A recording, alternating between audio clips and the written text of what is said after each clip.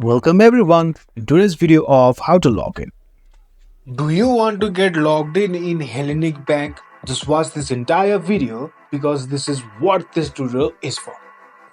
First step is really simple. You just need to open your browser and go to the search bar of browser and search for the keywords Hellinic Bank login. Let me show you how you can do it. Go to the search bar and type Hellinic Bank login and hit the enter button.